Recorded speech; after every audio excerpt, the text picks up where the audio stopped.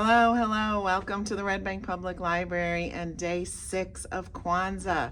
I'm Sierra Williams. I'm the children's librarian here. And again, I ask you for today, Habari Gani. And your answer, the principle for today is Kuumba. Kuumba means creativity. It might be one of my favorite principles of Kwanzaa because being creative is just so fun.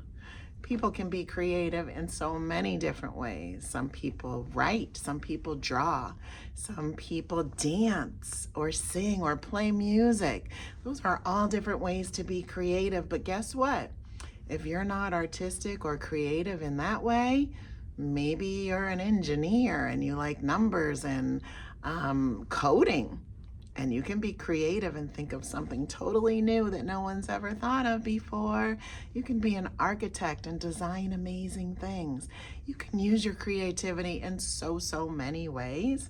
And so our principle for today encourages us to do that and to, again, dedicate ourselves to incorporating some creativity into our lives in this coming year. I hope that you will think about that. I have a great book to share with you that talks about being creative. It's another biography.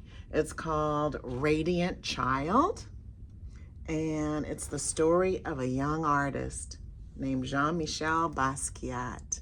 He's so famous, but you may not have heard of him. We're going to learn about him. This book was written by Javaka Steptoe.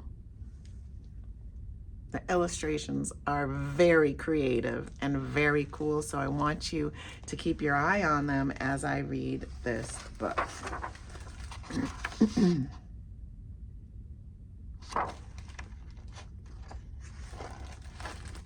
Radiant Child.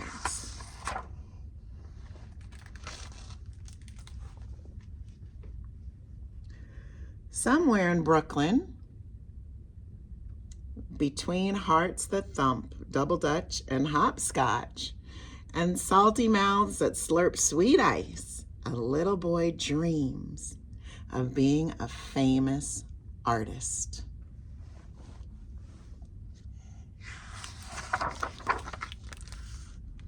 In his house, you can tell a serious artist dwells. As he sits at a table with pencils scattered everywhere, Jean-Michel draws from morning until night with a serious face amid a storm of papers. He refuses to sleep until he has created a masterpiece.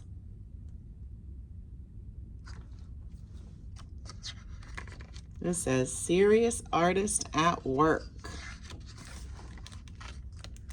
At night, images enchant Jean-Michel's mind, and he wakes from his dreams to add one more line. His drawings are not neat or clean, nor does he color inside the lines. They're sloppy, ugly, and sometimes weird, but somehow still beautiful.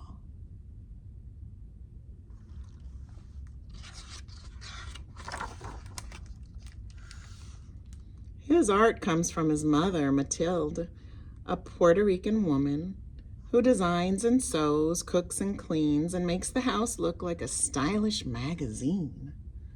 But most important, she lies on the floor and draws with Jean-Michel on his father's old work papers.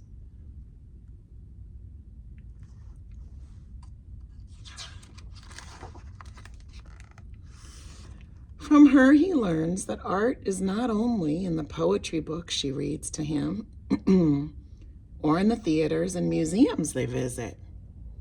Art is in the street games of little children, in our style and the words that we speak. It's how the messy patchwork of the city creates new meaning for ordinary things.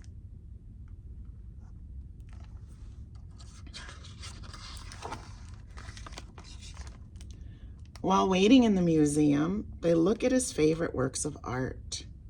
While visiting the museum, they look at his favorite works of art, reading the story behind each artist, reading the story behind each work. This is how Jean-Michel learns what it means to be a famous artist.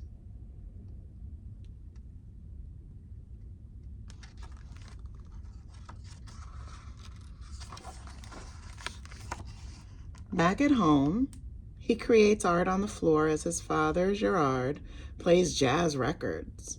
Mama Mathilde cooks arroz con pollo and calls Jean-Michel mi amor. The energy and life of the city can be felt in each line of his drawings.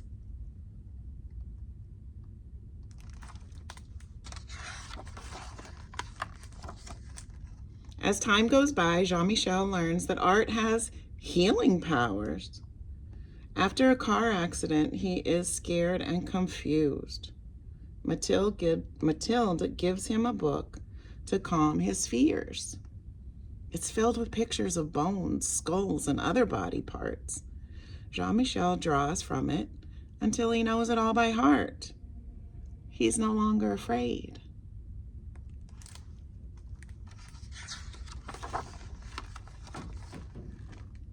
Back at home, Jean-Michel's body heals, but his heart breaks.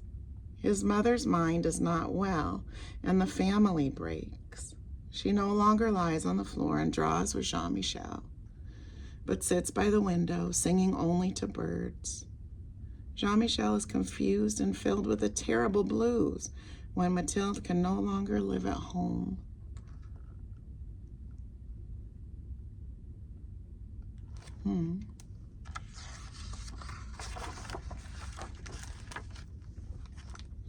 He tries drawing the terrible out of his blues, but things are not the same. As Jean-Michel grows older, he visits his mother when he can, always bringing his artwork to show, telling her that one day it will be in a museum when I am a famous artist.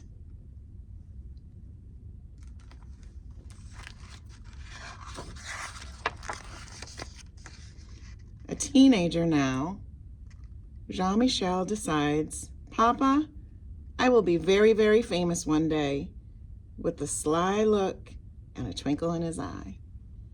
Jean-Michel leaves Brooklyn for New York City, the Lower East Side, a concrete jungle where only the tough survive.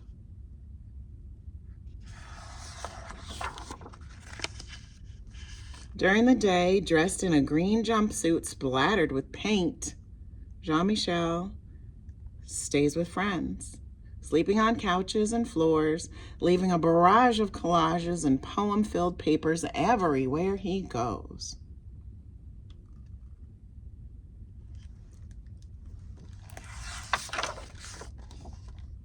At night, Jean-Michel spray paints the walls downtown with poems and drawings that catch the eye of artists, gallery goers, and passers-by. Under his art, he signs the name Samoo, S-A-M-O-O, instead of Jean-Michel. And everybody wants to know, who is Samoo?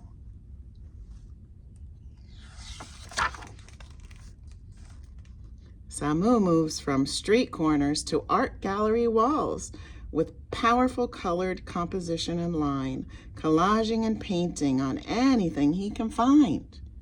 His art is still not neat or clean and definitely not inside the lines, but somehow still beautiful.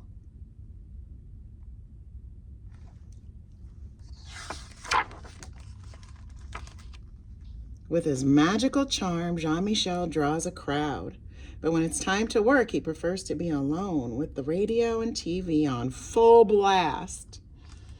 Now in expensive suits splattered with paint, he flips through stacks of magazines and open books and paints into the night, and sometimes for days at a time, while sounds and images jump into his head.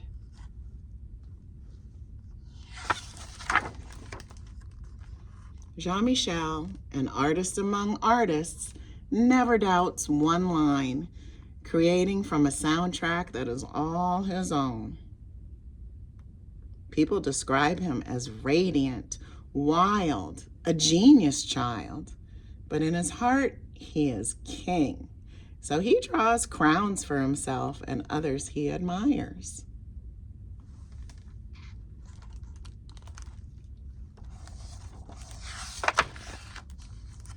A grown man now, with the art world in his hands, Jean-Michel still visits his mother when he can. And at his most important shows, above all the critics, fans, and artists he admires, the place of honor is his mother's, a queen on a throne. He is now a famous artist.